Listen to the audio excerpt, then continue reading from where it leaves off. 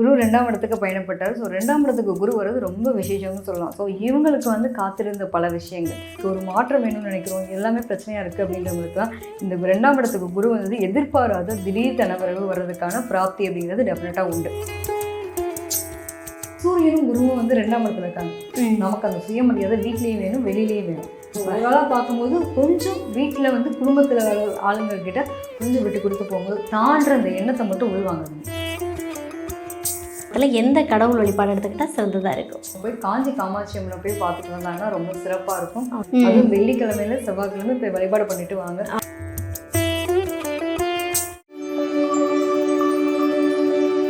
So இந்த மிதுன ராசி என்பவர்களுக்கு ஆடி மாதம் எப்படி அமைய போகுது? நிச்சயமாக, அதாவது இவ்வளோ நாள் என்ன ஆச்சு அப்படின்னா, மிதுன ராசிக்காரங்களுக்கு ஜென்மத்தில் குரு இருந்தார். இப்போ குரு வந்து 2ஆம் இடத்துக்கு பயணப்பட்டார். சிவாயனம் குரு 2ஆம் இடத்துக்கு பயணப்பட்டார். ஸோ 2ஆம் இடத்துக்கு குரு வர்றது ரொம்ப விசேஷம்னு சொல்லலாம். ஸோ இவங்களுக்கு வந்து காத்திருந்த பல விஷயங்கள், பொருளாதார ரீதியாக எடுத்து ரொம்ப கஷ்டத்தில் இருந்தோம். எங்களுக்கான ஒரு பொருளாதாரம் சார்ந்த விஷயங்களில் தடைகள் இருந்தது.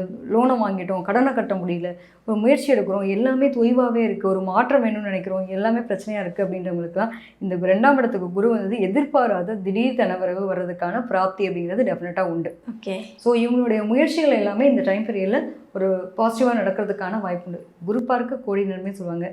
நிச்சயமாக இப்போ சனியினுடைய நிலைப்பாடுகளும் சரி, குருவினுடைய பார்வையும் சரி, இதெல்லாம் வந்து ஒரு நல்ல ஒரு மாற்றத்தை கொடுக்கறதுக்கான ஒரு நிலையாக இருக்க போகிறது. இந்த டைம் பீரியடு இந்த ஆடி மாதம் என்ன மாதிரியான விஷயங்களை கொடுக்க போகுது அப்படின்னா, நிறைய பேருக்கு வேலை சம்மந்தப்பட்ட விஷயங்கள் ஒரு முக்கிய முடிவுகள் எடுக்க போகிறாங்கன்னு சொல்லலாம்.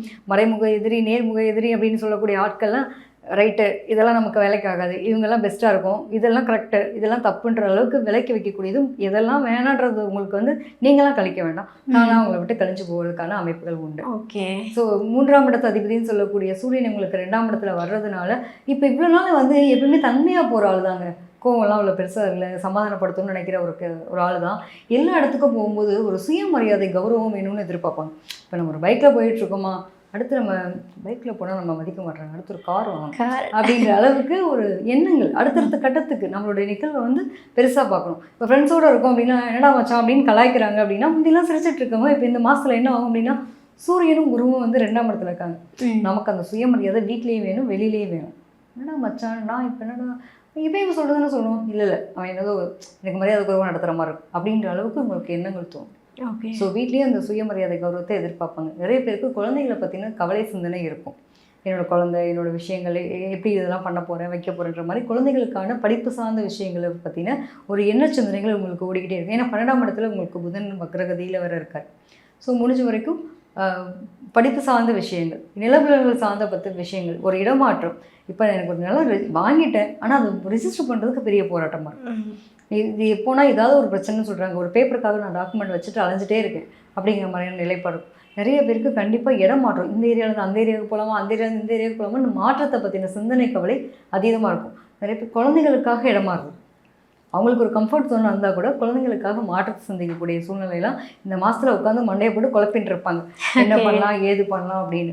ஸோ பல நாளாக இருக்கக்கூடிய விஷயங்கள் இது முடிஞ்சு போச்சு பாப்பா, ரொம்ப வருஷம் ஆச்சு, இதுக்கு மேலே என்ன பண்ண போகுதுன்னு நினச்ச பல விஷயங்கள் கூட இவங்களுக்கு அது சார்ந்த விஷயங்கள், இப்போ சொத்துக்கள் சார்ந்து இருக்குன்னு வச்சுக்கோங்களேன், இதெல்லாம் ஒரு முடிவுக்கு வரக்கூடிய காலகட்டமாக இருக்கும். ஓகே, இதில் என்ன பிரச்சனை இருக்கா, பிரச்சனை கிளியர், ஓகே அப்படிங்கிற மாதிரியான ஒரு தன்மையெல்லாம் உண்டு. ஸோ ஓவராலாக பார்க்கும்போது கொஞ்சம் வீட்டில் வந்து குடும்பத்தில் ஆளுங்கக்கிட்ட கொஞ்சம் விட்டு கொடுத்து போகும்போது தான்ற அந்த எண்ணத்தை மட்டும் உள்வாங்க. நீங்கள் இந்த டைம் பீரியடில் அந்த மாதிரி எண்ணங்கள், ஏன்னா 3ஆம் இடத்து அதிபதி 2ஆம் இடத்துல இருக்கும்போது உங்களுக்கு அந்த மாதிரியான எண்ணங்கள்லாம் தோணும். அதனால் முடிஞ்ச அளவுக்கு சுயமரியாதை கௌரவம் அப்படிங்கிறத குறைச்சிக்கிறதுனால நிறைய பேருக்கு பார்த்தீங்க அப்படின்னா அலைச்சல் பயணம் இருந்துகிட்டே இருந்திருக்கும். ஓகே. வேலைக்காக அடிக்கடி வந்து அலைச்சல் பயணம், ஆனால் ஒவ்வொரு அலைச்சலுமே பார்த்தீங்க அப்படின்னா இவங்களுக்கான அடுத்த கட்ட நகர்வாக தான் இருந்திருக்குமே தவிர்த்து ஸ்மூத்தாக கொண்டு போகாமல் என்னடா இது கம்ஃபர்ட்டாக இல்லையேன்ற மாதிரி இருக்கும். ஆனால் அந்த அலைச்சல் பயணம் தான் இவங்களோட வாழ்க்கையை ஏற்றத்துக்கு கொண்டு போகக்கூடிய ஒரு தன்மையாக இருக்குது. ஓகே, யாருமே இப்போ எவ்வளோக்கு எவ்வளோ இவங்க மைண்ட் அளவுலையும் சரி உடல் அளவும் சரி ஆக்டிவாக இருக்காங்களோ அவ்வளோ நல்லா இருக்கக்கூடிய தன்மை உண்டு. சூப்பர். என்ன அலைஞ்சாலும் அதை பற்றி கவலைப்படவே கூடாது. நிச்சயமா. சூப்பர். மிதுன ராசி என்பவர்கள் ஆடி மாதத்தில் எந்த கடவுள் வழிபாடு எடுத்துக்கிட்டால் சிறந்ததாக இருக்கும்? நிச்சயமா இவங்க போய் காஞ்சி காமாட்சி அம்மனை போய் பார்த்துட்டு வந்தாங்கன்னா ரொம்ப சிறப்பாக இருக்கும். ஓகே. கண்டிப்பாக வீட்டு பக்கத்தில் இருக்க அம்பாள் வழிபாட விட்டுறாதீங்க. அதுவும் வெள்ளிக்கிழமையில செவ்வாய்க்கிழமை போய் வழிபாடு பண்ணிட்டு வாங்க. உங்களால் முடிஞ்ச ஒரு உதவியை அன்னதானத்துக்கு கொடுத்துட்டு வாங்க, அதுவே பெரிய ஒரு மாற்றத்தை ஏற்படுத்தக்கூடிய தன்மை உண்டு. Okay, super. ஆடி மாதம் மிதுன ராசி என்பவர்களுக்கு ஆகச்சிறந்த ஒரு மாதமாக அமைய போகுது அப்படின்னு ஒரு சூப்பரான பலன்கள் கொடுத்துருக்கீங்க. அருமைமா. பொதுவா வந்து ஆடி மாதம் அப்படின்னாலே ரொம்ப விமர்சையா அதுவும் பார்த்தீங்கன்னா தமிழ்நாட்டு சைட்லலாம் ரொம்ப, அதுவும் சவுத் சைட் பார்த்தீங்க அப்படின்னா ரொம்ப விமர்சையாக கொண்டாடக்கூடிய ஒரு நாளாகவே வந்து இந்த மாதத்துக்காக வெயிட் பண்ணுவாங்க, எப்படா இந்த மாதம் வரும் அப்படின்ற மாதிரி.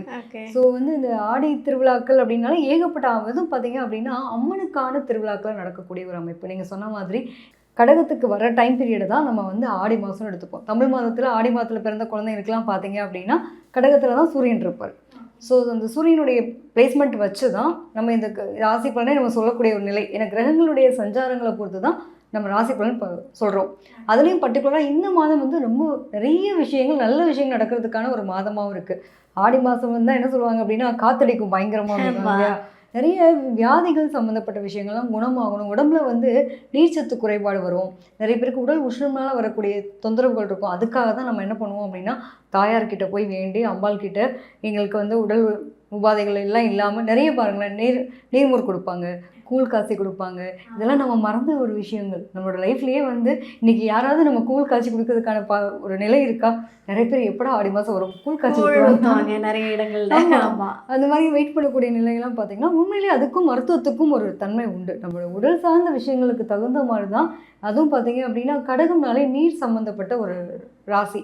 ஸோ அப்போ வந்து உடலில் வந்து உடல் வெப்பமயமாக இருக்கிறதுனாலையும் நீர்ச்சத்து தேவைப்படுறதுனாலையும் தான் நம்ம இதை வந்து சர்ம கோளாறுகள்லாம் நிறைய பேருக்கு வரும்.